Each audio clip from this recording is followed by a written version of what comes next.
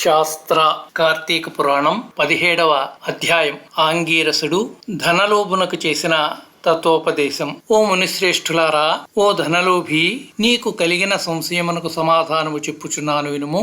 కర్మ వలన ఆత్మకు దేహధారణము సంభవించుచున్నది. కావున శరీరోత్పత్తికి కర్మ కారణమగుచున్నది. శరీర ధారణము వలననే ఆత్మ కర్మను చేయును కనుక కర్మ చేయుటకు శరీరమే కారణమగుచున్నది. స్థూల సూక్ష్మ శరీర సంబంధము వలన ఆత్మకు కర్మ సంబంధము కలుగునని తొల్లి పరమేశ్వరుడు పార్వతీదేవికి వివరించెను. దానిని మీకు వివరించుచున్నాను. ఆత్మ అనగా ఈ శరీరమున అహంకారముగా అవతరించి వ్యవహరించుచున్నది అని అంగీరసుడు చెప్పగా, ఓ మునీంద్ర, నేనింతవరకు ఈ దేహమే ఆత్మయని భావించుచుంటిని కనుక ఇంకనూ వివరముగా చెప్పబడిన వాక్యార్థ జ్ఞానమునకు పదార్థ జ్ఞానము కారణమగుచుండును. కాన అహం బ్రహ్మ అను వాక్యార్థమును గురించి నాకు తెలియచేయండి అని ధనలోభుడు కోరెను. అప్పుడు ధనలోభునితో ఆంగీరసుడు ఇట్లనియే, ఓ ఈ దేహము అంతఃకరణ వృత్తికి సాక్షియే. నేను నాది అని చెప్పబడు జీవాత్మయే అహం అను శబ్దం. సర్వాంతర్యామి అయి సచ్చిదానంద రూపమైనదే పరమాత్మ నా అను శబ్దం. ఆత్మకు ఘటాదుల వలె శరీరమునకు అర్థము లేదు. ఆత్మ సచ్చిదానంద స్వరూపము. బుద్ధి సాక్షి జ్ఞానరూపి శరీరేంద్రియములు మొదలగున వాణ్ణి వ్యాపారమునందు ప్రవర్తింపచేసి వాని కంటే వేరుగా ఉన్నదై ఎల్లప్పుడూ ఒకే రీతిని ప్రకాశించుచూ ఉండునదే ఆత్మ అనబడును. నేను అనునది శరీరేంద్రియాదులలో ఒకటి కాదని తెలుసుకునుము.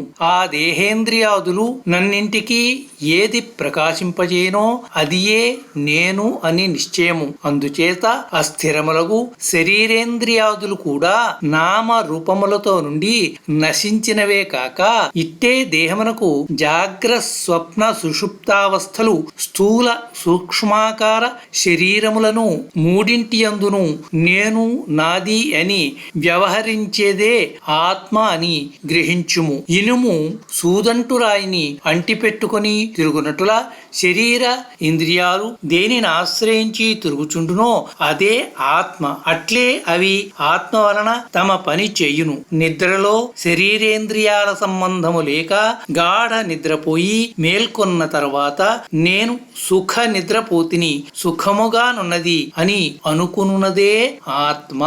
దీపము గాజు బుడ్డిలో ఉండి ఆ గాజును ప్రకాశింపచేయునట్టులే ఆత్మ కూడా దేహేంద్రియాలను ప్రకాశింపచేయుచున్నది.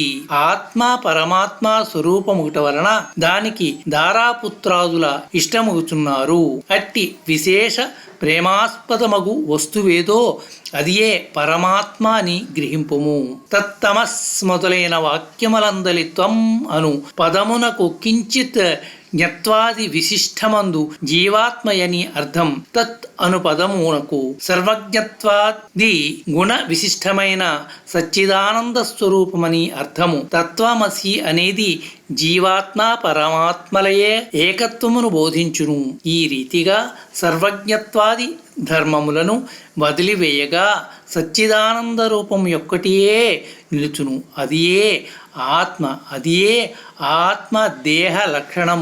ఉండుట, జన్మించుట, పెరుగుట, క్షీణించుట, చచ్చుట మొదలగు 6 భాగములు శరీరానికే కాని ఆత్మకు లేవు. జ్ఞానానంద స్వరూపమే పూర్ణత్వము కలది. వేదములలో దీనికి సర్వజ్ఞత్వము, ఉపదేశము, సంపూర్ణత్వము నిరూపింపబడి ఉన్నదో అది ఏమన్నదో అది ఏ ఆత్మ.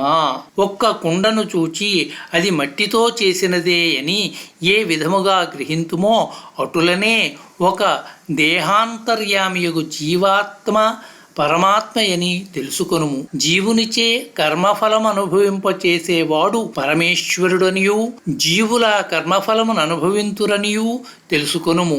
అందువలన మానవుని గుణ సంపత్తు గలవాడై గురు శుశ్రూషనునర్చి సంసార సంబంధములకు ఆశలన్నీ విడిచి విముక్తి నొందవలయును. మంచి పనులు తలచిన చిత్తశుద్ధియు దాని వలన భక్తి జ్ఞాన వైరాగ్యములు కలిగి ముక్తి పొందును. అందువలననే సత్కర్మానుష్ఠానము చేయవలయను. మంచి పనులు చేసిన గాని ముక్తి లభింపదు అని ఆంగిరసుడు చెప్పగా ధనలోభుడు నమస్కరించి ఇట్లనెను. సప్తదశాధ్యాయః సమాప్తం.